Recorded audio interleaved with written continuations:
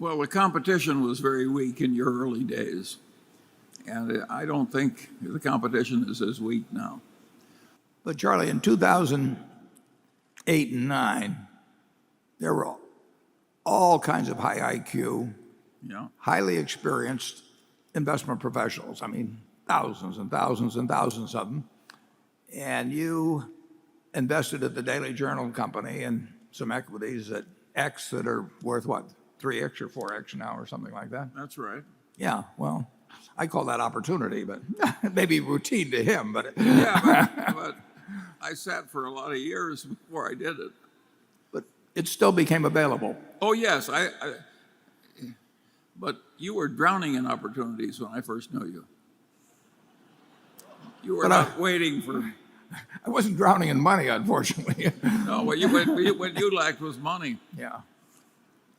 Well, now we got money and no ideas. Okay. I don't see how anybody can be other than enthused about this country. If you look back to 1776 or 1789, whichever one you want to date it from, it has been the most extraordinary economic period in the history of the world. In fact, if you go back, I was born on August 30th, 1930. Now, if somebody had come to me in the womb and said, let me tell you what it's like outside now. Yeah, the stock market has just crashed, but you haven't seen anything yet. 4,000 banks are going to fail. The Dow Jones average is going to go down to 42. It was 381 back just a little bit before you were conceived. And it's going to go to 42. They're going to close the banks for a while. We're going to have 25% unemployment. We're going to have the Dust Bowl in the Midwest. The grasshoppers are going to take over. It would be like in that Woody Allen movie where he says, go back, go back. All that's happened since August 30th, 1930 is that the standard of living of the average American has increased 6 for 1. 6 for 1. That's absolutely incredible. I mean, you look at centuries where nothing happened for the average person. I mean, century after century. So we have a system that works magnificently. It gets gummed up periodically, and it always has troubles. I mean, my father was very anti-New Deal. So my sisters and I sat around a dinner table from the first we can remember hearing how things were going to go to hell.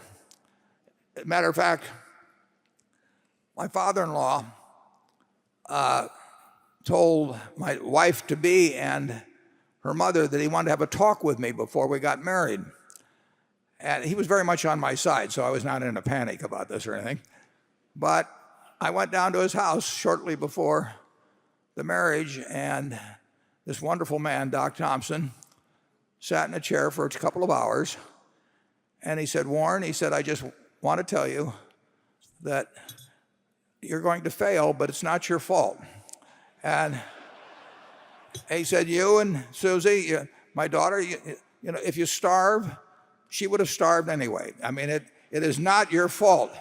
It's because, it's because the Democrats are in, and they're going to take the country down the road to communism, and just don't worry about the fact you're going to fail. And this went on for quite a while.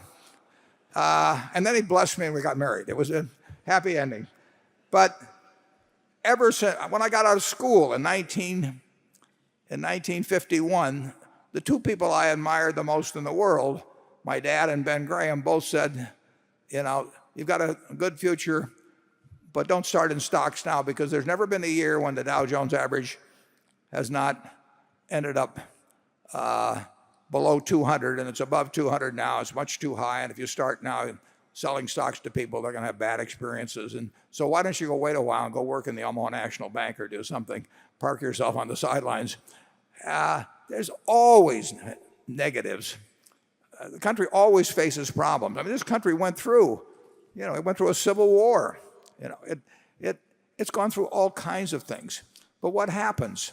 We have a few lousy years from time to time. I mean, we've had probably 15 recessions since the country started. And we will always have a list of 10 or 15 things at the start of the year that will tell you why, this country can't possibly work well. But all I can tell you is that it doesn't do it in a straight line. But the power of capitalism is incredible. I mean, that's what is bringing us out of this recession. I mean, monetary and fiscal policy have some utility, and certainly in the fall of 2008, the government was needed in a huge, huge way. It could do it was the only one that could do what was needed. But if you look at the history of the United States, probably half of our recessions have occurred during, we'll say, in the 19th century, when people didn't even know what fiscal or monetary policy was. I mean, what happened was that excesses would come in, and then the resuscitative power of capitalism would set the country back on the right, on a stronger growth pattern. And that's happened time after time after time. And the game isn't over. I mean, it is not like the potential of America has been used. What has happened is the rest of the world has caught on to some extent. So you're seeing, some state capitalism in places like China, and they're turning economies loose that have been dormant for centuries. But it's not because the people are smarter. It's not because they work harder. It's just because they have tapped into a system that works marvelously over time. And I will tell you, in the next 100 years, you're going to have probably 15, maybe as many as 20 lousy years, but we will be so far ahead of where we are now that will be unrecognizable. Charlie?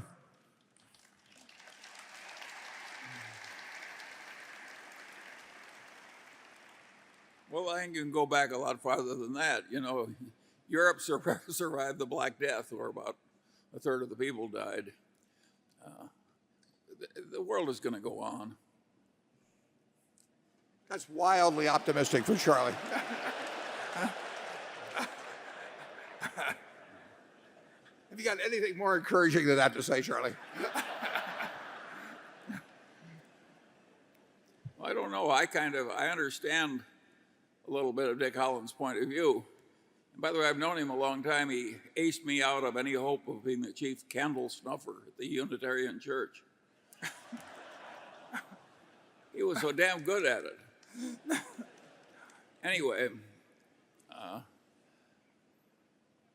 what was it? Can you bring yourself to say anything optimistic? Well, I have a little bit of a twist on that. And so I would say that you can be cheerful even if things are slightly deteriorating. And that's a very good quality to have. I have a personal saying that has always amused me. I say the politicians are never so bad you don't live to want them back.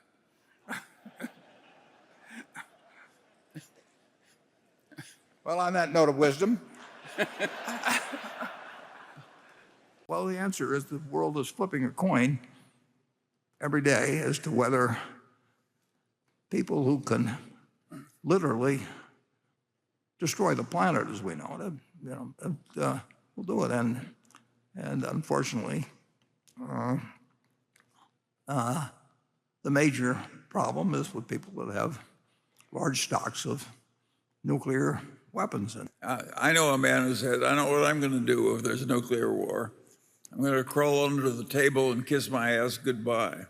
Yeah. Well, it's the great problem of mankind, along with proliferation or the spread of other weapons of mass destruction in the chemical and biological field. The genie is out of the bottle on nuclear knowledge, and more and more people are going to know how to do enormous damage to the rest of the human race as the years go by. You'll have a given percentage of the population that are psychotics or megalomaniacs or religious fanatics or whatever, and will wish ill on their neighbors. And the choke point will be, presumably, materials and to a degree deliverability. I think they're people generally associate weapons of mass destruction threats these days with terrorists and rogue organizations of some sort, and not so much with nations. But I regard both as being enormous threats to the future of mankind, and we have not made much progress in that respect. We should be doing everything possible to reduce access to materials, and I've even had a few thoughts on that, which you can look up on the Nuclear Threat Initiative, probably on the website. And I've got a proposal actually that might reduce by a tiny bit the rationale, at least, for all kinds of nations having highly enriched uranium and that sort of thing. But it is the primary problem of mankind. If you've got 6.5 billion people, you're probably going to have, in the world, you're probably going to have close to twice the number of people who wish ill on their neighbor than you had when you had 3 billion people. And for a long time, if you were a psychotic or something, you could pick up a stone and throw it at the guy in the next cave, and you moved on to bows and arrows and rifles and cannon. But for millennia, the ability to inflict massive damage was quite limited, no matter how crazy you were. And since 1945, when Einstein said that the atomic bomb, as they called it then, has changed everything in the world except how men think. That was a comment made shortly after Hiroshima. We live in a world where exponentially has experienced exponential growth in the ability to inflict harm on somebody else, and we haven't gotten rid of the nuts or the people who want to do it. And it is, whether it's Iran or you name it, or whether it's terrorist organizations or whatever, we live in a very, very, very dangerous world on that is getting more dangerous as we go along. And we've been very lucky since 1945. When the Cuban Missile Crisis came along in the 60s, it might have been 50-50. And I think we were lucky we were dealing with Khrushchev, and we were lucky that Kennedy behaved the way he did. But we were lucky. And Charlie and I talked a lot about it in the 60s at the time. But it won't go away. And you would hope, at least in the United States, that we have an administration, whether it's Republican or Democrat, where that's at the top of the agenda, trying to figure out a way to minimize that risk. You can't eliminate it. It is out of the bottle, but we've got to. It should be paramount to minimize the risk that we really get into something that involves deaths on a scale that nobody's ever contemplated before. Charlie? Yeah, well, you talk about deaths on a scale that people have never contemplated before. People have recently figured out that the population of Mexico probably had a population decline of 95% caused by European man bringing in his pathogens. And it was a pretty big civilization that went through that little knothole. These things can happen and have happened, and look at Mexico today. I don't think it's going to wipe out the species. Well, that's the good I hope news. that cheers you up. The cockroaches will survive. It's a very good question. I wish I knew a better answer.